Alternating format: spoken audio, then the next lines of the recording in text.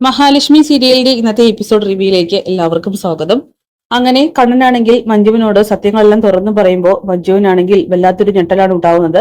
മാത്രമല്ല അവൾ പറയുന്നുണ്ട്, എനിക്കിതൊന്നും അങ്ങോട്ട് വിശ്വസിക്കാനായിട്ട് കഴിയുന്നില്ല. അമ്മാവനെ എത്രത്തോളം നമ്മൾ വിശ്വസിച്ചതാണ്. സ്വന്തം പെങ്ങൾക്ക് നമ്മുടെ അച്ഛനെ കല്യാണം കഴിപ്പിച്ചു കൊടുത്തിട്ട് അയാള് ഇങ്ങനെയൊക്കെ ക്രൂരത ചെയ്യുമോ എന്ന് ചോദിക്കുമ്പോൾ ഞാനും അതൊക്കെ ആലോചിച്ചു മോളെ. പക്ഷെ അയാൾ ചെയ്യും. ക്രമക്കേടുകൾ മറച്ചു വെക്കാൻ വേണ്ടിയിട്ടായിരുന്നു നമ്മുടെ അച്ഛനെ അയാൾ കൊന്നത്. അതും ക്രൂരമായി തന്നെ. എന്തിനാണ് അയാൾ ഇങ്ങനെ ചെയ്തതെന്ന് ഒരുപാട് തവണ ഞാൻ ആലോചിച്ചു. അയാൾക്ക് എങ്ങനെ ഇതിന് മനസ്സ് വന്നതെന്നും. ഇല്ല കണ്ണേട്ട, ഒരുത്തനെയും വെറുതെ വിടരുത്. എല്ലാവരും അനുഭവിക്കണമെന്ന് പറയുമ്പോൾ ഇനി എന്തായാലും ആ വാമദേവന്റെ അക്കൗണ്ടിലേക്കും മേഘനാഥന്റെ അക്കൗണ്ടിലേക്കും പൈസ അയക്കുന്ന പരിപാടി ഞാൻ നിർത്തിമോൾ. പിന്നെ സ്വാതിയുടെ കല്യാണം അവരെന്നെ മാത്രമാണ് പ്രതീക്ഷിച്ച് നിൽക്കുന്നത്. ആ ഒരു കല്യാണത്തിൽ ഒരിക്കലും ഞാൻ മുൻകൈ എടുക്കില്ല, മുന്നിൽ നിൽക്കില്ല എന്നൊക്കെ പറയുമ്പോൾ നിൽക്കരുത് കണ്ണേട്ട. അങ്ങനെ നിൽക്കുകയാണെങ്കിൽ നമ്മുടെ അച്ഛന്റെ ആത്മാവ് നമ്മളോട് പൊറുക്കില്ല.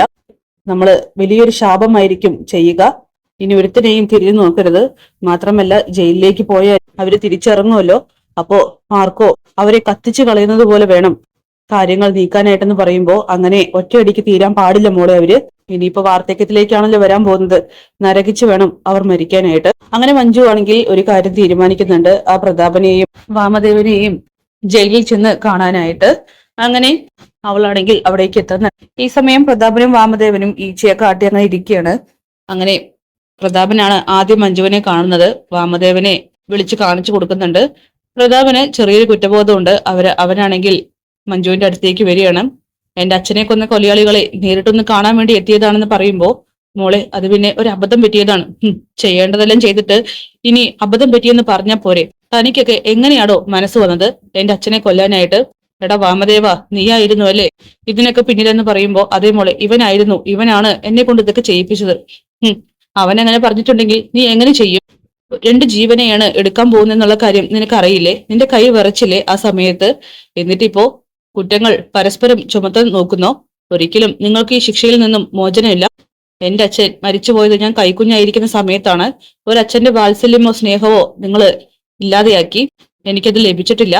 എന്റെ അച്ഛൻ ഒരുപാട് സ്നേഹമുള്ള കൂട്ടത്തിലാണെന്ന് എനിക്കറിയാം, നന്മയുള്ള കൂട്ടത്തിലാണെന്നും. കാരണം എന്റെ കണ്ണേട്ടനെ പോലെ തന്നെ ആയിരിക്കണം എന്റെ അച്ഛനും. എടാ വാമദേവ, നിന്റെ സ്വന്തം പെങ്ങൾക്ക് എന്റെ അച്ഛനെ കല്യാണം കഴിപ്പിച്ചു വെച്ചിട്ട് അയാളുടെ ജീവൻ എടുക്കാനായിട്ട് നിനക്ക് എങ്ങനെ തോന്നി? സത്യത്തിൽ നിന്റെ മോനെ ഞാൻ വേണ്ട വെച്ചത് നന്നായി. അല്ലെങ്കിൽ എന്റെ അച്ഛന്റെ കൊലയാളിയുടെ മോനെ കല്യാണം കഴിച്ചു എന്നുള്ള ഒരു പേരുദോഷം എനിക്ക് ഉണ്ടാവുമായിരുന്നു. മാത്രമല്ല ആ കുറ്റബോധത്തിൽ ഞാൻ ജീവിക്കേണ്ടി വന്നിരുന്നു. പക്ഷെ അതൊക്കെ ഇപ്പോ ഇല്ലാണ്ടായല്ലോ. എന്തുകൊണ്ടും ആ ബന്ധം നിലനിൽക്കാത്തത് നന്നായി എന്നൊക്കെ മഞ്ജു പറയുന്നു. പക്ഷെ ഇതിനൊക്കെ നിങ്ങൾ അനുഭവിക്കും മോളെ. പറഞ്ഞല്ലോ, ഒരു കയ്യബദ്ധമാണ്. വേണ്ടി പോവരുത്, കയ്യബദ്ധം. രണ്ടുപേരെയും വെറുതെ വിടാൻ പോകുന്നില്ല. താനൊക്കെ ഒന്ന് ആലോചിച്ചു നോക്ക്. എന്റെ ഉണ്ണിയേട്ടനും അതുപോലെ വാമദേവനും ഈ മേഘനാഥനൊക്കെ തന്നെ മാസം മാസം വെറുതെ അല്ലേ ശമ്പളം തന്നിരുന്നത്? അതൊക്കെ ഇനി നിലയ്ക്കാൻ പോവുകയാണ്. ഇനി നിങ്ങൾ പിച്ച എടുക്കാനായിട്ട് പോകണം. നിന്റെ മോൾക്ക് ഒരിക്കലും അവൾക്ക് യോജിക്കുന്ന ബന്ധം കിട്ടില്ല. അവളെക്കാൾ തരം താഴ്ന്ന ബന്ധം മാത്രമേ കിട്ടത്തുള്ളൂ. അതിൽ തൃപ്തിപ്പെടാനായിട്ട് നിന്റെ മോളോട് പറഞ്ഞേക്ക് എന്നൊക്കെ വാമദേവന്റെ മുഖത്ത് നോക്കി മഞ്ജു ആണെങ്കിൽ വെല്ലുവിളിച്ച് പറയുകയാണ്. പിന്നെ പ്രതാപ, നീ കേട്ടോ, ഇനി ഈ സത്യങ്ങൾ എന്റെ അമ്മയും എന്റെ ഏട്ടനും അറിയുകയാണെങ്കിൽ ഒരിക്കലും അവര് നിങ്ങളോട് ക്ഷമിക്കില്ല. ഉറപ്പായിട്ടും നിങ്ങളുടെ മുഖത്ത് തുപ്പും. മാത്രമല്ല നിന്റെ മോളിപ്പോ അമ്മ ഏത് നന്നായടാ. അച്ഛനില്ലാത്ത കുഞ്ഞിനെ നിന്റെ മോള് പ്രസവിക്കണം, നീ അത് കാണണം. ഇനി ഒരിക്കലും നിന്റെ മോളെ എന്റെ ഏട്ടൻ സ്വീകരിക്കില്ല. കാരണം അച്ഛനെ കൊന്ന നിന്നോട് ഒരിക്കലും എന്റെ ഏട്ടൻ ക്ഷമിക്കില്ല. അതുകൊണ്ട് തന്നെ നീ നോക്കിക്കോ, നീ മരിക്കുന്നതുവരെ ഈ കാഴ്ചകളൊക്കെ കാണും. നരകിച്ച് നീയും ഈ നിൽക്കുന്ന എന്റെ അമ്മാവൻ എന്ന് പറയുന്നവനും മരിക്കത്തുള്ളൂ. കണ്ണേട്ടൻ ഒരുത്തനെയും വെറുതെ വിടില്ല. ഇനി അനുഭവിക്കാൻ പോകുന്നത് നിങ്ങളുടെയൊക്കെ മക്കളായിരിക്കും. അത് കാണാൻ കാത്തിരുന്നു എന്ന് പറഞ്ഞുകൊണ്ട് മഞ്ജു വെല്ലുവിളിക്കുന്ന സമയത്ത് പ്രതാപം പറയുന്നുണ്ട്, ഇപ്പൊ സമാധാനം ആയില്ലോടോ വാമദേവ, നിനക്ക് എല്ലാം എന്റെ കൈകൊണ്ട് ചെയ്യിപ്പിച്ചിട്ടെന്നൊക്കെ പറയുമ്പോ രണ്ടുപേരും പരസ്പരം പഴി ചുമത്താനായിട്ട് നിൽക്കണ്ട. നോക്കിക്കോ, ഞങ്ങള് മക്കള് തന്നെ നിങ്ങൾക്ക് ശിക്ഷ വാങ്ങിത്തരും. എന്റെ പാവം അച്ഛനെ കൊന്നതിന് നരകിച്ചേ മരിക്കത്തുള്ളൂ എന്ന് പറഞ്ഞുകൊണ്ട് അവൾ പോകാൻ നേരം വാമദേവനോട് പറയുന്നുണ്ട്, പെങ്ങളെ എപ്പോഴും വീട്ടിലേക്ക് വരുന്ന സമയത്ത് ചൂട് ചായയാണ് തന്നിരുന്നത്. ഇനി തിളച്ച വെള്ളം തന്റെ മുഖത്തേക്ക് ഒഴിക്കോടോ. താൻ എന്തായാലും എന്റെ അമ്മയുടെ മുന്നിൽ ചെന്ന് നിൽക്കാതിരിക്കണം സത്യങ്ങൾ അറിഞ്ഞതിന് ശേഷം. അങ്ങനെയാണെങ്കിൽ നിന്റെ മുഖം വികൃതമാക്കി തരും എന്റെ അമ്മ. കാരണം ഒരിക്കലും അമ്മയ്ക്ക് ഇത് ക്ഷമിക്കാൻ പറ്റില്ല എന്ന് പറഞ്ഞുകൊണ്ട് അവിടെ നിന്ന് പോവുകയാണ്. അങ്ങനെ വാമദേവൻ പറയുന്നുണ്ട്, എടാ വരുന്നവരും പോകുന്നവരൊക്കെ നമ്മളെ ശപിച്ചിട്ടാണല്ലോ പോകുന്നത്. പിന്നെ അവൾ എന്ത് ചെയ്യണമായിരുന്നു? അവളുടെ അച്ഛനെ കൊന്ന തന്നെ പുഷ്പമാല ഇട്ട് സ്വീകരിക്കണമായിരുന്നോ? അവൾ ചെയ്തു തന്നെയല്ലേ ശരി.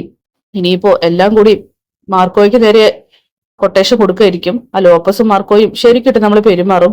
ഇനി നമുക്കൊരു ജീവിതമില്ലെന്നൊക്കെ വാമദേവനോട് പ്രതാപം പറയുന്നു. അങ്ങനെ സ്റ്റേഷനിൽ നിന്ന് നേരെ മഞ്ജു പോകുന്നത് സീമന്തിനിയെ കാണാനായിട്ടാണ്. കോളിംബെൽ അടിക്കുന്നുണ്ട്. സീമന്തിനിയാണെങ്കിൽ വാതിൽ തുറക്കുന്നു. മഞ്ജു മുന്നിൽ നിൽക്കുന്നത് കണ്ടുകൊണ്ട് അവരാണെങ്കിൽ ആകെ ഷോക്കാവുകയാണ്. അങ്ങനെ തുറിച്ചു നോക്കുന്ന മഞ്ജുവിനോട്, മോളെ നീ എന്താ ഇവിടെ? മോളോ? അങ്ങനെയൊന്നായിരുന്നില്ലല്ലോ നിങ്ങൾ എന്നെ വിളിച്ചിരുന്നത്. ഞാൻ എന്റെ സാഗരേട്ടനോടൊപ്പം ഒളിച്ചോടി പോയ സമയത്ത് നിങ്ങൾക്ക് എന്നെ കണ്ണിൽ പിടിക്കില്ലായിരുന്നല്ലോ. ഇപ്പൊ എന്ത് പറ്റി മോളെ എന്നൊക്കെ? അങ്ങനെ എന്നെ വിളിച്ചു പോവരുത്. ഞാൻ കണ്ടിട്ടാ വരുന്നത് എന്റെ അച്ഛന്റെ കൊലയാളികളെ. ഇത് കേൾക്കുമ്പോൾ തന്നെ സീമന്തിനിയാണെങ്കിൽ ആകെ ഷോക്കാവുന്നു. മോളെ, ഇതൊന്നും ഞാൻ അറിഞ്ഞിട്ടല്ല. മിണ്ടി പോകരുത്. നിങ്ങൾ കൂട്ടുനിന്നിട്ടാണ് ഓരോന്നും ചെയ്യിപ്പിച്ചത്. അച്ഛനും മോനും ചെയ്യുന്ന എല്ലാ കാര്യങ്ങൾക്കും പ്രവൃത്തികൾക്കും നിങ്ങളുടെ മോളും കൂട്ടായിരുന്നു. ഒരിക്കൽ പോലും പറഞ്ഞു തിരുത്താനായിട്ട് നിങ്ങൾ ശ്രമിച്ചിട്ടില്ല. എന്നിട്ടിപ്പോ മോളെ എന്ന് വിളിക്കുന്നു. മോളെ അല്ല, നിന്റെ അമ്മാവൻ എന്നോട് പറഞ്ഞിട്ടൊന്നല്ല എല്ലാ കാര്യങ്ങളും ചെയ്തിരുന്നത്. എന്ത്? എന്റെ അമ്മാവനോ? അങ്ങനെ ഒരു അമ്മാവൻ എനിക്കിനിയില്ല. ഒരിക്കലും പ്രതീക്ഷിക്കാത്ത കാര്യങ്ങളായിരുന്നു ഞാൻ കേട്ടത്. എന്റെ കണ്ണേട്ടൻ ഇന്നാണ് എന്നോട് എല്ലാ സത്യങ്ങളും പറഞ്ഞത്. അപ്പൊ തന്നെ ഞാൻ അവരെ പോയി കണ്ടിരുന്നു. ഇനി ഒരു കാരണവശാലും അവരെ ജീവിക്കാനായിട്ട് എന്റെ കണ്ണേട്ടൻ അനുവദിക്കില്ല. കണ്ണേട്ടൻ മാത്രമല്ല, ഞങ്ങളും ഇപ്പോഴും എന്റെ അമ്മയും ഉണ്ണിയേട്ടനും ഒരു സത്യങ്ങളും അറിഞ്ഞിട്ടില്ല. അങ്ങനെ അറിയുകയാണെങ്കിലേ ഒരിക്കലും എന്റെ അമ്മയും ഉണ്ണിയേട്ടനും നിങ്ങളോട് ക്ഷമിക്കില്ല. കണ്ണേട്ടന്റെ അമ്മ മരിച്ച പിന്നെ ഈ പറയുന്ന വാമദേവൻ എന്റെ അമ്മയെ എന്റെ അച്ഛന് കല്യാണം കഴിച്ചു കൊടുത്തത് പെങ്ങൾക്കൊരു നല്ല ജീവിതം കിട്ടട്ടെ എന്ന് കരുതിയിട്ടല്ല, സ്വത്തുമോഹം കൊണ്ട് മാത്രമാണ്, സ്വത്തിനോട് ആർത്തി ഉള്ളത് കൊണ്ട് മാത്രം. എന്നിട്ടിപ്പോ എന്തായി? നിങ്ങളുടെ മക്കളുടെ ജീവിതം തന്നെയാണ് തെരുവിലേക്ക് ഇറങ്ങാനായിട്ട് പോകുന്നത്. കേസ് നടത്തി ഉള്ളതും ഇല്ലാതെയാകും. മാത്രമല്ല, അവളിപ്പോ പുളിങ്കൊമ്പ് തേടിയിട്ടാണല്ലോ നടക്കുന്നത്. ഒരു ഉണക്കക്കൊമ്പ് പോലും അവൾക്ക് കിട്ടില്ല.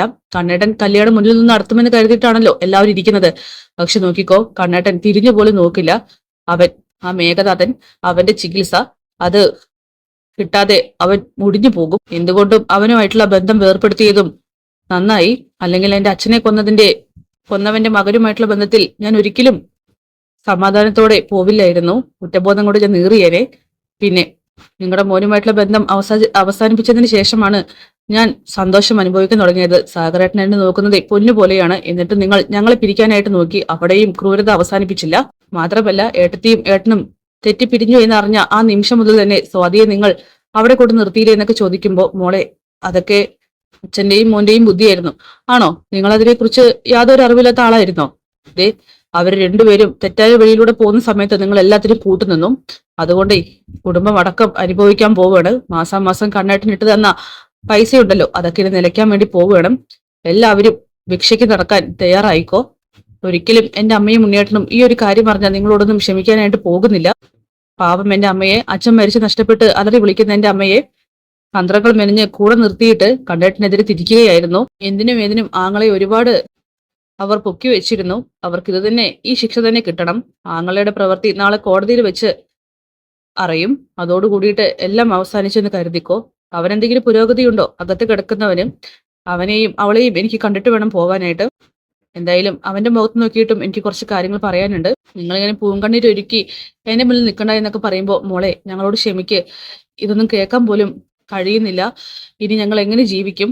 എല്ലാത്തിനും കാരണം ആ അത്യാഗ്രഹിയായിട്ടുള്ള അതിന്റെ അമ്മാവൻ മാത്രമാണെന്ന് പറയുമ്പോൾ പറഞ്ഞു. അമ്മാവ എന്ന് പറയണ്ട എന്ന്. അത്യാഗ്രഹി, സ്വത്തുമോഹി, അയാളെ ഒരിക്കലും ഇനി ഞാൻ അങ്ങനെ വിളിക്കില്ല എന്നൊക്കെ പറഞ്ഞുകൊണ്ട് മഞ്ജു ആണെങ്കിൽ മേഘനാഥനെ കാണാനായിട്ട് അകത്തേക്ക് പോവുകയാണ്. സീമന്തിനിയാണെങ്കിൽ പൊട്ടിക്കരയുന്നു. അങ്ങനെ മേഘനാഥന്റെ റൂമിലേക്ക് മഞ്ജു കയറി ചെല്ലുന്നുണ്ട്. മേഘനാഥനെ കാണുമ്പോൾ തന്നെ അവളാണെങ്കിൽ പുച്ഛത്തോടു കൂടി ചിരിച്ച്, ഓ നീ ഇപ്പോഴും ഈ കിടപ്പ് തന്നെയാണല്ലേ? തലയൊക്കെ നിനക്ക് അനക്കാനായിട്ട് കഴിയുന്നുണ്ടല്ലേടാ? സാരല്ല, ഞാൻ മാർക്കോയോട് പറഞ്ഞോളാം. മാർക്കോ വന്ന് നിന്നെ ശരിക്കും ഒന്ന് കണ്ടോളും. ഇടയ്ക്കിടയ്ക്ക് ഞാൻ ഇനി നിന്നെ കാണാനായിട്ട് വരുന്നുണ്ട്. എന്നിട്ട് നിന്റെ പുരോഗതി അന്വേഷിക്കുന്നുണ്ട്. അങ്ങനെ എന്തെങ്കിലും നിനക്ക് പുരോഗതി ഉണ്ടാവുകയാണെങ്കിലേ ഞാൻ നിന്നെ കൊല്ലാനായിട്ട് മാർക്കോയ്ക്ക് കൊട്ടേഷൻ കൊടുത്തോളാം. മാത്രമല്ല, നിന്റെ അമ്മയെയും കണ്ടിട്ടാണ് ഞാൻ വരുന്നത്. അവരോടെ പറയാനുള്ളതൊക്കെ ഞാൻ പറഞ്ഞിട്ടുണ്ട്. അവൾ ഒറ്റ ഒരുത്തിയാണ് നിന്നെയും നിന്റെ അച്ഛനെയൊക്കെ ഈ ലെവലിലാക്കിയത്. പിന്നെ നിന്റെ അച്ഛൻ വാമദേവനെ ഞാൻ ചെന്ന് കണ്ടിരുന്നു. കൊലയാളി വാമദേവനെ. എന്റെ അച്ഛനെ കൊന്നിട്ട് അവൻ ഒന്നും അറിയാത്തതുപോലെ ഇതുവരെയും അഭിനയിച്ചു. നിന്നെയൊക്കെ ഉണ്ടല്ലോടാ ശരിക്കും കൊന്നു കളയാണ് വേണ്ടത്.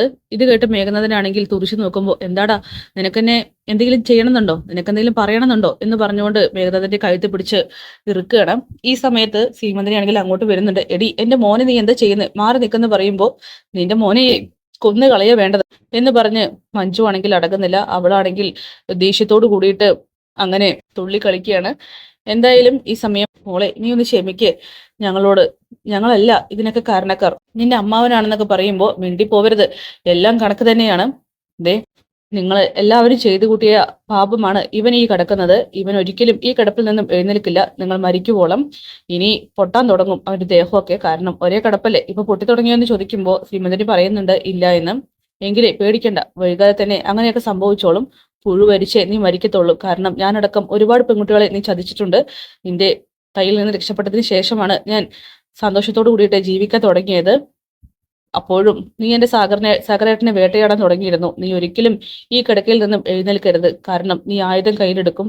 അങ്ങനെയെങ്കിൽ കണ്ണേട്ടന്റെയും മഹാലക്ഷ്മി അടുത്തയുടെയും അതുപോലെ എന്റെ ഭർത്താവിന്റെയൊക്കെ തന്നെ ജീവൻ ആപത്താണ്. നീയൊക്കെ വിചാരിക്കുന്നത് പോലെ ഈ കേസിൽ നിന്നും ഈസി ആയിട്ട് ഊരി വരാമെന്ന് കരുതണ്ട. ഉറപ്പായിട്ടും കണ്ണേട്ടൻ നിങ്ങൾക്കൊക്കെ അർഹിക്കുന്ന ശിക്ഷ തന്നെ തരും. പിന്നെ ഈ കിടപ്പിൽ നിന്നും നീ ഒരിക്കലും എഴുന്നേൽക്കാനും പോകുന്നില്ല. അന്ന് കണ്ണേട്ടനെ കൊല്ലാൻ വേണ്ടിയിട്ടായിരുന്നു നീ കൊണ്ടുപോയത്. നിനക്കറിയാം ഒരുപാട് സത്യങ്ങൾ. അത് പറയാനായിട്ട് നീ വെമ്പുന്നുണ്ടെന്നും അറിയാം. പക്ഷെ അതൊരിക്കലും നിനക്ക് ഇനി പറയാനും കഴിയില്ല.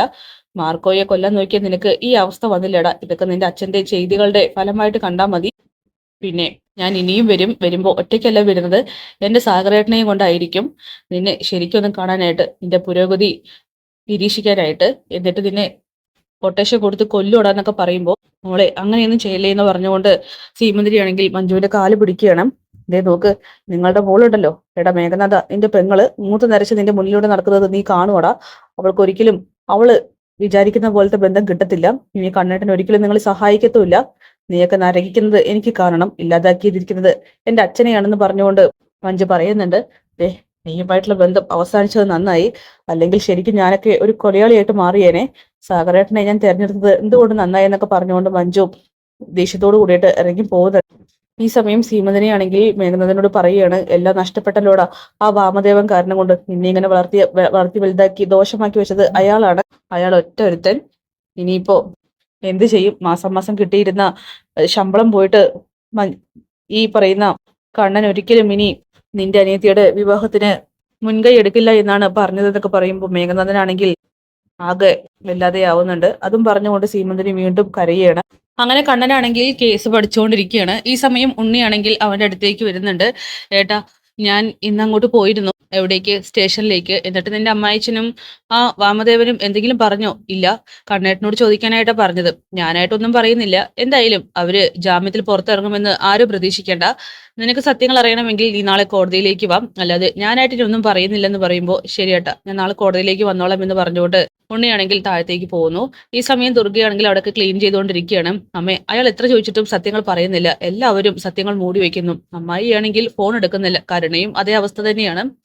എന്തായാലും നാളെ കോടതിയിലേക്ക് പോവാം. ഇത്രയ്ക്കും വലിയ ശിക്ഷ എന്തിനാ ഈ അമ്മാവനും പ്രതാപനും ഈ കണ്ണേട്ടൻ കൊടുക്കുന്നതെന്നൊക്കെ ചോദിക്കുമ്പോൾ അറിയില്ല മോനെ, എന്തോ വലിയ കാര്യം തന്നെയുണ്ട്. ഒരുപക്ഷെ അമ്മാവനെയും പ്രതാപനെയും കൊടുക്കാൻ വേണ്ടിയിട്ടായിരിക്കാം അയാൾ ഇങ്ങനെയൊക്കെ ചെയ്യുന്നത്. ഇനിയിപ്പോ അമ്മാവന്റെയും മേഘേട്ടന്റെയും അക്കൗണ്ടിലേക്ക് ക്യാഷ് ഇടില്ല എന്നാണ് എനിക്ക് തോന്നുന്നത്. വൈകാതെ തന്നെ ആ ഒരു കാര്യം എന്റെ കാര്യത്തിലും ഉണ്ടാകും. കാരണം മാർക്കോയെയും ലോപ്പസിനെയും ഒക്കെ കമ്പനിയിലേക്ക് ക്ഷണിക്കാനാണ് അയാളുടെ തീരുമാനം. ഇപ്പൊ എന്റെ സ്ഥാനത്താണല്ലോ മഞ്ജു ഇരിക്കുന്നത്. സാഗറിനെയും വിളിക്കും. അങ്ങനെ എന്തെങ്കിലും സംഭവിച്ചാലേ ഉറപ്പാ ഞാൻ അയാളെ കൊന്നുകളയും. നാളെ എന്തായാലും കോടതിയിലേക്ക് ചെല്ലട്ടെ, അതിനുശേഷം തീരുമാനിക്കാം എന്ത് തീരുമാനം എടുക്കണമെന്ന്. അല്ലെങ്കിലേ ഞാനായിരിക്കും ജയിലിൽ ചെന്ന് കിടക്കുക അയാളെ കൊന്നിട്ടെന്ന് പറഞ്ഞുകൊണ്ട് ഉണ്ണിയാണെങ്കിൽ അവിടെ നിന്ന് പോകുന്നു. അങ്ങനെ ദുർഗയാണെങ്കിൽ എന്തായിരിക്കും ആ സസ്പെൻസ് എന്നറിയാനായിട്ട് വെയിറ്റ് ചെയ്യണം. കോടതിയിലേക്ക് പോകാൻ തന്നെ അവരും തീരുമാനിക്കുന്നു. പിന്നീട് മഹാലക്ഷ്മിയെയും കുഞ്ഞിനെയും വാർഡിലേക്ക് മാറ്റുന്നുണ്ട്. അങ്ങനെ സന്തോഷത്തോട് കൂടിയിട്ട് കുഞ്ഞിനെ കൊഞ്ചിക്കൊണ്ടിരിക്കുകയാണ് ലേഖയും മോഹിനിയും. ഇനി കുഞ്ഞിനെ അവിടെ വെച്ചോളൂ. മാത്രമല്ല കുഞ്ഞും അമ്മയും ഒരുപാട് കടമ്പകൾ കടന്നാണ് വന്നിരിക്കുന്നത്. ഇത്രയും പെട്ടെന്ന് വാർഡിലേക്ക് മാറ്റാൻ കഴിയുമെന്ന് ഒരിക്കലും വിചാരിച്ചില്ല എന്നൊക്കെ പറയണം. ഇനി ഒരിക്കലും ഇവർക്കൊരാപത്തും സംഭവിക്കരുതെന്നൊക്കെ ഡോക്ടർ വീണ്ടും വീണ്ടും ആവർത്തിക്കുകയാണ്. അവിടേക്ക് കണ്ണൻ വരുന്നുണ്ട്. ആ, കഥാനായകൻ വന്നല്ലോ. ഞാനിപ്പോ നിങ്ങളെക്കുറിച്ച് പറഞ്ഞുകൊണ്ടിരിക്കുകയായിരുന്നു. ഇനി കുഞ്ഞിന് സുരക്ഷിതമായിട്ടുള്ള ഒരു അന്തരീക്ഷം വേണം നിങ്ങൾ ഒരുക്കി കൊടുക്കാനായിട്ട്. കുഞ്ഞിനെ ഒരിക്കലും അപകടത്തിലേക്ക് തള്ളിവിടരുത്. അത് അച്ഛനും അമ്മയായിട്ടുള്ള കണ്ണനും മഹാലക്ഷ്മിയും വളരെയധികം സൂക്ഷിക്കണമെന്നൊക്കെ പറയുമ്പോൾ ശരി മേഡം, ഞാൻ ഒരിക്കലും എൻ്റെ കുഞ്ഞിനെ അപകടത്തിലേക്ക് തള്ളിവിടില്ല എന്നൊക്കെ കണ്ണൻ പറയുകയാണ്. ഇനി നിങ്ങൾക്ക് ഒന്ന് ചെയ്യാനുള്ളൂ, ആ വീട്ടിൽ നിന്ന് മാറി താമസിക്കുക. അല്ലെങ്കിൽ ആ വീട്ടിൽ നിങ്ങൾക്ക് താമസിക്കാനായിട്ട് മറ്റുള്ളവരെ മാറ്റുക. അപകടകാരികളായിട്ടുള്ള ആരെയും ആ വീട്ടിൽ വെച്ച് പൊറപ്പിക്കരുത് എന്നൊക്കെ പറയുമ്പോൾ കണ്ണനാണെങ്കിൽ അതൊക്കെ തന്നെ സമ്മതിക്കുകയാണ്. എന്തായാലും അവിടെ നിന്നും എലിസബത്ത് ഡോക്ടർ പോയതിനു ശേഷം മഹിയോട് പറയുന്നുണ്ട്, ഞാൻ കോടതിയിലേക്ക് പോവുകയാണ്. തന്നെയും കുഞ്ഞിനെയും വാർഡിലേക്ക് മാറ്റിയതിന്റെ ആവശ്യത്തിലാണ് ഞാൻ കേസ് വാദിക്കാനായിട്ട് പോകുന്നത്. ഒത്തിരി സന്തോഷമുണ്ടെന്നൊക്കെ പറയുമ്പോൾ കണ്ണേട്ടൻ ഇന്നലെ രാത്രി ഉറങ്ങിയിട്ടില്ല അല്ലെ? ഉറക്കക്ഷീണം നന്നായിട്ടുണ്ട്. എന്തായാലും ജാമ്യം കിട്ടത്തില്ല. അമ്മയോടും കൂടി ഞാൻ ഒരു കാര്യം പറഞ്ഞേക്കാം. അമ്മയുടെ ഭർത്താവാണ്. ഞാൻ കഴിവിന്റെ പരമാവധി വാദിച്ച് ജയിക്കാൻ തന്നെ നോക്കും. മാത്രമല്ല ആ പ്രതാപനും വാമദേവനും അർഹിക്കുന്ന ശിക്ഷ വാങ്ങിക്കൊടുക്കുകയും ചെയ്യും. കരുണയ്ക്ക് കൊടുത്ത 150 പവൻ പോലും ഈ കേസിൽ ചിലപ്പോ ഇല്ലാതാവും. അയാൾ പൂർണ്ണമായിട്ടും പാപ്പരാകും. അതുകൊണ്ട് അമ്മയ്ക്ക് പ്രശ്നമൊന്നുമില്ലല്ലോ? ഇല്ല മോനെ, ഒരിക്കലുമില്ല. അയാൾ അനുഭവിക്കണം. അയാൾ അതിന് ആണെന്ന് ഒരുപാട് പ്രാവശ്യം തെളിയിച്ചു കഴിഞ്ഞു. അങ്ങനെ കണ്ണൻ പറയുന്നുണ്ട്, ഒരുപാട് പഠിച്ചിട്ടാണ് ഞാനും അനന്തവും കോടതിയിലേക്ക് പോകുന്നതെന്ന്. ഈ സമയം ലേഖയും പറയുകയാണ്, അനന്തവേട്ടൻ ഇന്നലെ രാത്രി 2 മണിക്കാണ് കടന്നുറങ്ങിയതെന്ന്. അതുകൊണ്ട് ശരിക്കും അവർക്ക് അർഹിക്കുന്ന ശിക്ഷ തന്നെ കിട്ടും എന്നൊക്കെ പറഞ്ഞ് കണ്ണനെ ധൈര്യത്തോട് കൂടിയിട്ട് കോടതിയിലേക്ക് വിടാനായിട്ട് തയ്യാറെടുക്കുകയാണ് അവരൊക്കെ. അങ്ങനെ കണ്ണനാണെങ്കിൽ കുഞ്ഞിനെ കാണാനായിട്ട് പോകുന്നുണ്ട്. കുഞ്ഞിനെ കുഞ്ചിച്ചതിന് ശേഷം അവനാണെങ്കിൽ അവിടെ നിന്നും യാത്ര പറഞ്ഞു പോകുന്നു. പിന്നീട് മുത്തശ്ശിയാണെങ്കിൽ പ്രതാപന്റെ വക്കീലിനോട് സംസാരിച്ചുകൊണ്ടിരിക്കുകയാണ്. വക്കീലെ, ഇനി വരാൻ പോകുന്ന കാര്യങ്ങൾ എന്താണെന്നൊക്കെ എനിക്കറിയാം. പ്രതാപൻ ഉറപ്പായിട്ടും കുടുങ്ങുമെന്നൊക്കെ ചോദിക്കുമ്പോൾ, എങ്കിൽ പിന്നെ നിങ്ങൾ ഇതിനാ ഭാവി പ്രവചിക്കുമെങ്കിൽ എന്നെ ഫീസ് കൊടുത്ത് വെച്ചിരിക്കുന്നത്? നിങ്ങൾ മൊഴി മാറ്റി പറഞ്ഞാൽ മാത്രം മതി. വർഷങ്ങൾക്ക് മുമ്പ് നടന്ന കൊലപാതകമാണ്, ബാക്കിയൊക്കെ ഞാൻ നോക്കിക്കോളാം എന്ന് പറഞ്ഞുകൊണ്ട് വക്കീലാണെങ്കിൽ അകത്തേക്ക് കയറി പോകുന്നു. ഈ സമയം പോലീസ് ജീപ്പിൽ പ്രതാപനും വാമദേവനും വന്ന് ഇറങ്ങുന്നുണ്ട്. സാറേ, എന്നെ മോനോട് എനിക്കൊന്ന് സംസാരിക്കണം എന്ന് പറഞ്ഞുകൊണ്ട് മുത്തശ്ശിയാണെങ്കിൽ അവർക്കരികിലേക്ക് പോകുമ്പോൾ, സംസാരിക്കലൊക്കെ ശരി, കുറച്ച് സമയമേ അനുവദിക്കുള്ളൂ എന്ന് പറഞ്ഞുകൊണ്ട് പ്രതാപനെ വിട്ടയക്കുകയാണ്. അങ്ങനെ പ്രതാപനോട് രഹസ്യമായിട്ട് മുത്തശ്ശി എന്തൊക്കെയോ പറയുന്നുണ്ട്. പ്രതാപനാണെങ്കിൽ അതൊക്കെ തന്നെ തലയാട്ടി കേൾക്കുകയാണ്. അവസാനം പോലീസുകാരൻ പറയുന്നുണ്ട്, മതി രഹസ്യം പറച്ചിൽ, ഇനിയൊക്കെ ബാക്കി കോടതിയിൽ വെച്ചെന്ന് പറഞ്ഞുകൊണ്ട് അവരെയും കൂട്ടിയിട്ട് പോകുന്നു. അങ്ങനെ മുത്തശ്ശി നോക്കുമ്പോൾ അനന്തു ഒരു കാറിൽ വന്ന് ഇറങ്ങുകയാണ് വക്കീലിന്റെ വേഷത്തിൽ. അത് കാണുമ്പോൾ തന്നെ മുത്തശ്ശിയുടെ പകുതി ജീവനും ഇല്ലാതെയാകുന്നു. ഒപ്പം തന്നെ കണ്ണനും ഇറങ്ങുന്നുണ്ട്. അങ്ങനെ രണ്ടുപേരും മുത്തശ്ശിക്കരികിലേക്ക് എത്തുമ്പോൾ കണ്ണനോട് മുത്തശ്ശി ആദ്യം പറയുന്നത്, എന്റെ കരുണമോൾ പ്രഗ്നന്റ് ആണ് എന്നാണ്. അതൊക്കെ ഇതിനു മുന്നേ ഓർക്കണമായിരുന്നു. നിങ്ങളുടെ മോൻ ഇത്തരം പ്രവൃത്തികൾ ചെയ്തിട്ടുണ്ടെങ്കിൽ അതിൽ നിങ്ങൾക്കും പങ്കുണ്ട്. ഇനി എന്തായാലും അയാൾ അർഹിക്കുന്ന ശിക്ഷ വാങ്ങിക്കൊടുക്കും. പാപ്പരാവാനായിട്ട് തയ്യാറായിട്ട് ഇരുത്തോ. കണ്ണൻ ഒരുപാട് ക്ഷമിച്ചു, ഇനി ക്ഷമിക്കാൻ പറ്റില്ല എന്ന് പറഞ്ഞുകൊണ്ട് ബാക്കിയൊക്കെ കോടതിയിൽ വെച്ച് കാണാം എന്ന് പറഞ്ഞ് അവിടെ നിന്നും പോവുകയാണ് ചെയ്യുന്നത്. അങ്ങനെ നിങ്ങളൊക്കെ നശിച്ചു പോകുമെടാ എന്ന് പറഞ്ഞുകൊണ്ട് മുത്തശ്ശിയാണെങ്കിൽ അവരെ നന്നായി തന്നെ ശപിക്കുന്നുണ്ട്. പിന്നീട് ഉണ്ണിയും ദുർഗയും കോടതിയിലേക്ക് പോകാനായിട്ട് റെഡിയാവുകയാണ്. ഉണ്ണി പറയുന്നുണ്ട്, എനിക്ക് ഒട്ടും താല്പര്യമില്ല. പിന്നെ അമ്മായിയും കരുണയും ഒന്നും പറയാത്തത് കൊണ്ട് തന്നെ അവിടെ ചെന്ന് എന്താ സത്യങ്ങൾ എന്നറിയാനുള്ള എക്സൈറ്റ്മെന്റ് ഉണ്ട്. അമ്മ, നമുക്ക് ഇറങ്ങല്ലേ? ആ മോനെ, നമുക്ക് ഇറങ്ങാം. പോകുന്ന സമയത്ത് കുടുംബക്ഷേത്രത്തിന് മുന്നിൽ നിന്ന് നിർത്തണം. കാരണം അമ്മാവൻ എപ്പോഴും നമ്മുടെ നന്മയ്ക്ക് വേണ്ടി മാത്രമേ പ്രവർത്തിച്ചിട്ടുള്ളൂ. നമുക്കൊപ്പം നിന്ന ആളാണ്.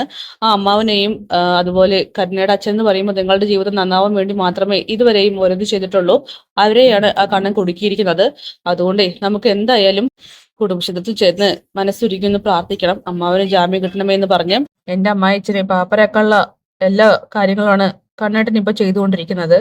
കോറിയടക്കം എല്ലാം പൂട്ടിക്കണമായിരിക്കും. അതായിരിക്കും അയാളുടെ ഉദ്ദേശം എന്ന് ഉണ്ണി പറയുകയാണ്. ഇനി വഴിക്കേണ്ട, നമുക്ക് ഇറങ്ങാം എന്ന് പറഞ്ഞ് രണ്ടാളും ഇറങ്ങുന്നു.